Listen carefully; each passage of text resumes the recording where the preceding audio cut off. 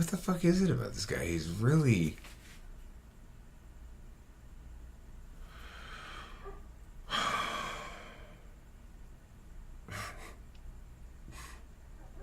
don't know what to make of him.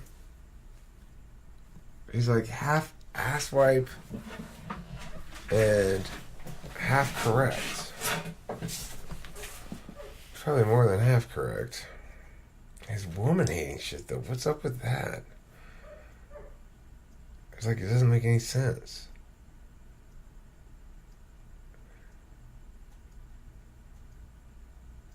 I don't know what to make of it. V lied outright about me, and it was just grotesque lies about me. And so nobody cares, nobody believes him. The only person who got hurt is himself. He looks like a fool. I mean, you see that video, but anyway. He said grotesque lies about me. Imagine he had said incredibly plausible lies. Where is that point? And that's the problem. It's like the grayscale. Where does, gray start being more black than white, or more white than black? See, that is something that is very, very difficult to measure. A lot of times, some lie will pop up that is extraordinarily plausible, but easily refutable. Now there, you have to, move your little feet everywhere to all these little nodes that I spoke of and contact them all and show them. Like for instance, example, somebody robbed the bank, right? And you say, hey, look, I was here in another city. Or like this case of this man, there was this woman who was walking along some bridge in London, and some jogger came and shoved her in front of a bus, and she nearly got hit by the bus. And they arrested some guy who looked exactly like that guy, like the jogger. And in the same building, lived in that area and stuff. It turned out that he'd been in the United States when the whole thing happened. And it was instantly proven and instantly shown that he had nothing to do with it because he'd been a whole ocean away, right? See, when something is plausible, you have to go out there guns blazing with the proof and knock that lie out as quickly as possible, because you never want a plausible lie to be festering. That's the one thing that you have to prevent at all costs. Never, ever, ever count on your reputation to save you, okay? Never. You hear a plausible lie about you, you aggressively go and fight it with hard proof as quickly as possible. Don't hesitate. Don't say like, oh no, people aren't gonna... Bullshit. Because people tend to believe the worst. It's easy to believe the worst. And also, it squares with our prurient interest. Oh, did you hear that Johnny Smith was like, raping donkeys and diddling himself wherever when he went to Thailand, Ooh, he went to Thailand. What do you think he was doing there? That kind of thing can ruin you. So you have to be very, very aggressive, especially with a plausible lie. Now, with an implausible lie, don't worry about it. Okay, this is something from experience. In the case of this V person, why do you think I didn't mention V's name in the title of this video? Because what's the point of drawing attention to it? There's no upside to me drawing attention to it. Although I have realized that this V person is a liar. So we have to ask ourselves, what other things is he lying about? Because he does all these videos, right? He does all these videos every day, but he claims to be a doctor, but I never see him working as a doctor. Is he a doctor? I don't know. I mean, so many videos that he does, and they're so long. Every single day doing these videos. Maybe he's lying about being a doctor too, because after all, he lied about who I am. See? You see, that's the beauty of it. When a liar says something stupid, he's the only one left vulnerable. And by the way, just so that we're really, really clear, I think that V is lying about being a doctor, and I won't believe that he's a doctor until I see some sort of accreditation from some institution that I actually know of, some British or American accreditation. Because him saying that he's a doctor, I think it's bullshit. Why do I think that? Because he lied about me. He said bullshit about me. Demonstrable bullshit. So anything he says, it's bullshit as far as I'm concerned.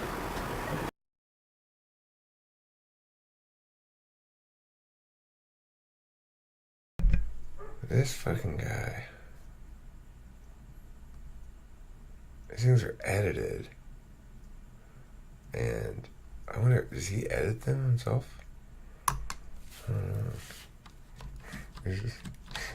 Look how squalorly I look in comparison to this guy. He's got this, like, his face is there and it's here too. Some fancy ass effects. Let's see.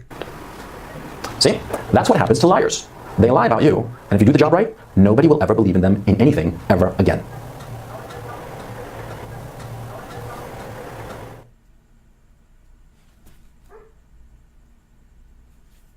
You can get any girl you want, gold diggers. What it means to be red-pilled. I think I've filled up on them already. I don't know if there's much more of them I can take. I'll probably watch another video tomorrow or something, and I'll be done with them. As I get him, that's the thing. It takes a little time to get him. Well, what's he got going on? Why is he like this? So watch a couple more videos. Once I feel like I understand. When I get his whole shtick, it's like, who the fuck is pulling into my driveway? Let's see what's going on out here. Don't worry, I'll leave you here. I won't leave you hanging. I'll come back with news.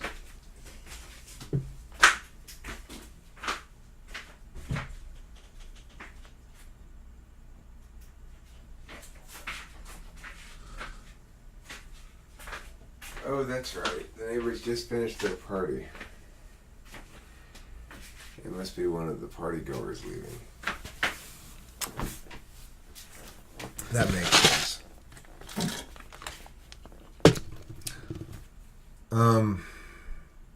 You're welcome to use my videos in your videos too. Obviously, so you have a nice that fair use thing there. Don't worry, you're not gonna get in trouble with me. I might get in trouble with you.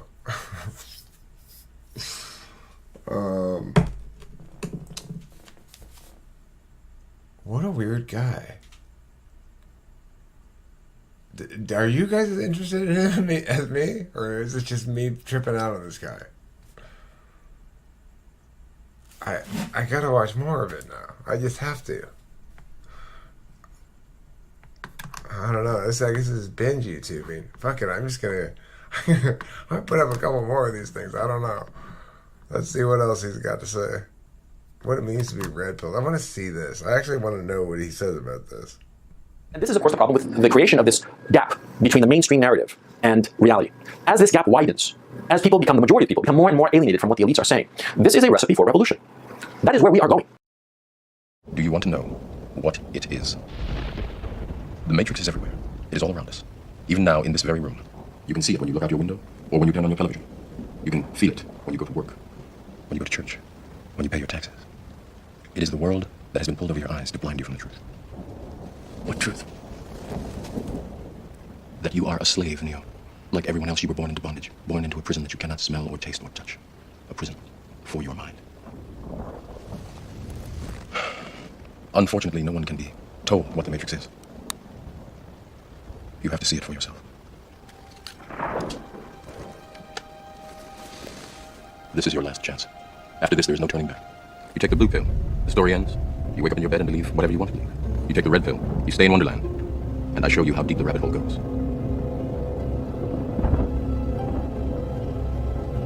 Remember, all I'm offering is the truth, nothing more. That clip that you saw is the origin of the metaphor, the red pill. Now, this metaphor, I think, is one of the most influential in quite some time because it is so accurate. The question is, what does it mean to be red-pilled in today's society? Well, quite simply, it means that you no longer believe the mainstream narrative insofar as events are concerned, and instead look for yourself for an actual explanation as to what's going on. This seems odd, because shouldn't the mainstream narrative be accurate? Well, the fact of the matter is, historically, the mainstream narrative has been accurate. The mainstream narrative is, of course, what the elites, the cultural and socioeconomic elites, say is going on in the society. They say and report and describe a certain reality, and that reality tends to conform to what is actually going on. You can think of it like a clock face. Now, right now the clock is roughly what, around like midday, 12 o'clock, right? I look out the window and the sun is, well, behind the clouds here in London, it's up there high in the sky. But suppose, for instance, that I look at the clock face and the clock face tells me 12. And I look out the window and it's barely dawn. It can't be 12. It can't be 12 noon, it can't be 12 midnight because it's barely dawn. Barely dawn is roughly what? 5:30, 6:37 in the morning, not 12. See, that's what's going on with the mainstream narrative. The mainstream narrative is telling us one thing, that reality is this. But the reality on the ground, the reality that the majority of the population are perceiving, is vastly different. For example, to take a very simple example, the issue of mass migration into the countries of Western Europe. Now, the mainstream narrative, what the cultural elites are saying, what the socio-economic and political elites are saying, they're saying that mass immigration is a wonderful thing for Europe. And yet the people on the ground in Europe, the people who live with these mass migrants, they're seeing something vastly different. They're seeing... Who's saying it's wonderful for Europe? I don't think anybody's really saying that. So, and besides, why are we making a monolith out of the media, either mainstream or alternative or whatever? The media comprises a shit ton of different voices. You're not limited in your speech. I'm not limited in my speech. Why is there some burden on the part of those who own other speech outlets to conform to our wishes regarding who they let speak? I mean, if I'm an elite, does that mean I own like CBS or something? Well, if I own CBS, don't I get to decide who speaks and how they speak to the extent that I want to control that shit? I mean, it's a private corporation. Why shouldn't it talk however it wants? I am talking however I want. You are. An incredible spike in crime rates. They are seeing a lack of assimilation by these new immigrants. They are seeing that this group of mass immigrants cost an enormous amount of money. They are seeing a very, very different reality than what the mainstream is saying. It is this gap that has been widening over the last 10, 15 years, especially, as a matter of fact, over the last 5 years or so. What the mainstream is saying and what is actually going on has grown apart so radically that we have created this term, the red pill. When in fact, this very channel is called Coach Red Pill. Why do you think it is? It's because I am telling you things that I know that are radically different from what the mainstream is saying. And I'm telling you this, by the way, just so that not because I'm wiser, but just because I'm older and I've been around longer, so I know things, and I have certain points of view. But these are points of view that are true and real and accurate about the reality around us, that the mainstream is not reporting. This gap is the problem. It's why we have the concept of the red pill.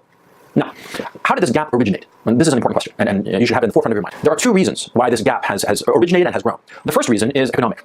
Because you see, what has happened over the last 30 years or so, ever since 1990 and the advent of NAFTA, is that the Western democracies outsourced their manufacturing base. All of the factories in the Western democracies that required unskilled labor, guys with just a high school diploma, well, all of those factories were shipped overseas to China, to Vietnam, to Mexico, and what have you, countries that have very low labor costs.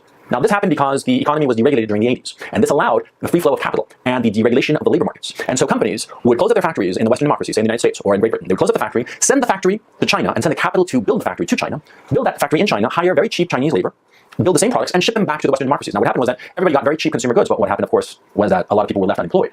And a lot of people foolishly said, oh, well, the market, the magic of the market, and the market will fix it. But that's, of course, didn't happen. And now you have huge swaths of the population that are unemployed and will never be gainfully employed. These people. The unemployment rate is 3% or something. It's very low. And whose obligation is it to employ people? How do people get employed? Is it because businesses get to do what they need to do to profit? Look, what about the Americans who own those businesses through the stock market or directly for privately held businesses? Why don't their interests count at all? You're mistaking the fact that everybody, like in the economy, right? You need to read my thing. Distribution error. It's like it's a distribution fallacy of sorts. As soon as because something can be noted as a certain distribution, that there must have been a distributor. It doesn't work like that. So, I mean,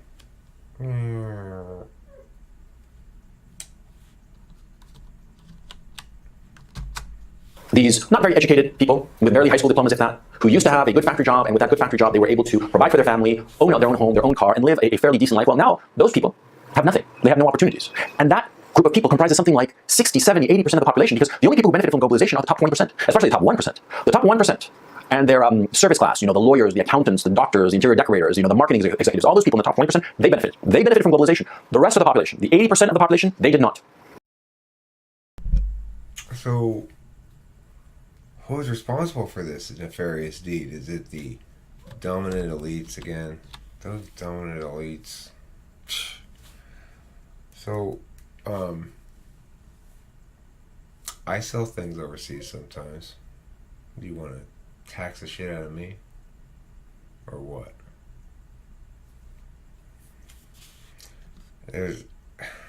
Things are pathway dependent. It matters how things are done. It's your protectionist garbage is not going to have good economic impacts, and there's lots of good literature on it. I mean, where do you come up with this shit? Do you think globalism is something that somebody directly implemented? It's a phenomenon that is necessitated by, or born along with anyway, the increased fluidity of information. It's not a policy matter. Like, there's nothing positive that anybody with power, be it a government body or individual, could have done or could do now even to manage the necessarily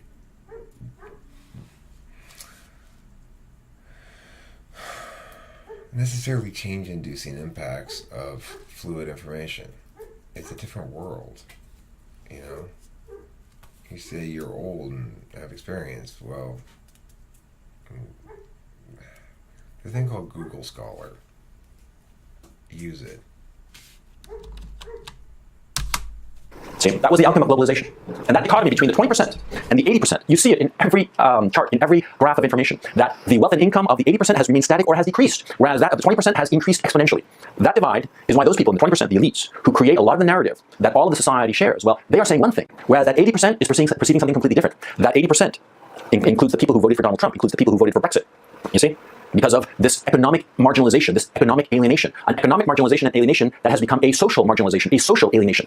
Because what the mainstream is saying and what the reality they perceive is so far apart that they have instinctively and automatically taken the red pill, on the one hand. Now, that's one cause of the red pill, of that gap between the mainstream narrative and reality. The other reason is something even more pernicious. It is the cultural Marxism that has permeated higher education. Because from higher education, this cultural Marxism, the social justice warrior bullshit, the whole notion of social justice, the whole notion that the Western democracies are inherently evil, well, that very, very pernicious, that very evil ideology, because it is an ideology, that has permeated not just universities, but the students, and those students have gone on to the corporations, and now it has permeated the private sector, especially in the upper echelons of the private sector, in the C-suite. You know, the corporate executives, the CEOs, they believe this bullshit, they believe this ideology, and this ideology has nothing to do with reality, like all ideologies. Once again, it's a bunch of fucking group reduction shit. Those CEOs and those corporations and those darn fat cats down in Washington and those darn SJWs, and you're a fucking douchebag. Yes, sure, social justice warriors are awful and a joke. Not actually threatening at all. Sure, leftist propaganda being shoved down people's throats in colleges is garbage. And also kind of a joke. Don't worry regarding the arguments on that area anyway.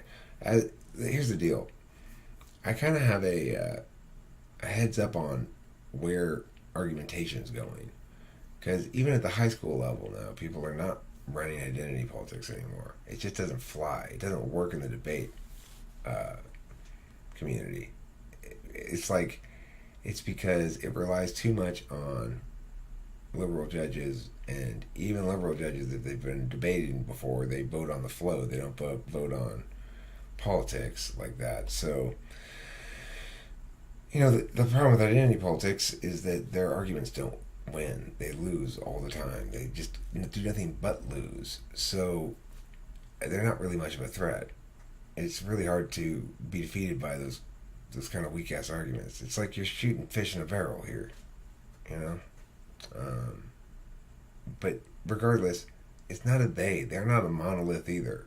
They're varying degrees of individuals. They're individuals expressing varying degrees of overwrought emotionality. I mean, I don't know what else to call it. But I feel bad for them almost. It's like, you people are idiots. You take them too seriously. You know, it's like, I get it. They're an actual threat in certain contexts, in certain places. But I mean, they're skittish. They don't seem like it right now. Exactly. We're right before the tipping point. They're skittish as fuck because what happens? They keep running into dudes like, you know, somebody who's watched a bunch of YouTube videos about it. They've got decent arguments at their disposal, and there's no good arguments on the other side, really. It's a bunch of fucking groupism. But you're doing the same thing, dude. What's your name? CRP? Crap? Okay, well. Does everybody gotta do this shit, or what? It's like, there's nothing better to talk about? They want to argue about evolution some more? People hate those evolution videos. Oh my god. Oh, Jesus. Everybody's insistent that I accept their non-answers to my questions as acceptable. Chris Hall put another fucking comment up today. I'm so done talking about it. If you got direct answers to my simple enough questions that comprise a perfectly or reasonable criterion for validation for what purports to be a theory that explains speciation. Answer my question about fucking stasis, about what causes stasis to turn on and off, and how many generations, and what we can get to from meow to meow in 25 million years. If you can't answer those questions, then you're not providing an explanation for anything that matters, and there's no reason to believe your mechanism because you provided no means to test it, and every time we try to come up with a means to test it, you go, wow, it's complicated, or it works in mysterious ways. So, no, I'm not buying that shit. But regardless, I don't want to argue about it anymore. You have a direct answers to my direct questions, then put them. And let's see. I don't know. I'm willing to be convinced. You got direct answers. Yes, actually, Eric, it's shown that the accelerated apparent evolutionary stage is linked specifically to this. There's a lot of supporting evidence for it, and here's why. And that we can actually replicate that a little bit somewhere, or at least simulate it, replicate it in a simulation or something. Give me something. I don't mind going back on team evolution. I don't give a fuck. Just give me something that I couldn't win the argument on that side. I wouldn't be able to affirm that successfully.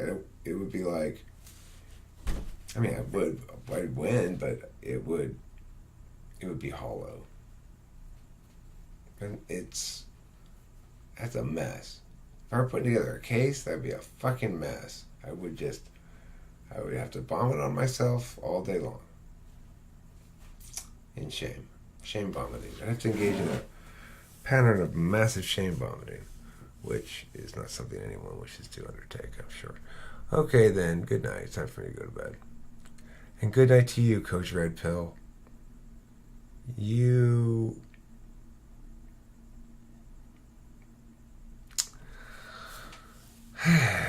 This fucking guy. I don't know what to say about him. He's half douchebag, half interesting. Maybe he's all both. I don't know. He's an interesting douchebag. You're interesting, Coach Red Pill. I'm not going to deny you that. You're an interesting douchebag. Look at that. Look at that douchebag. Yeah.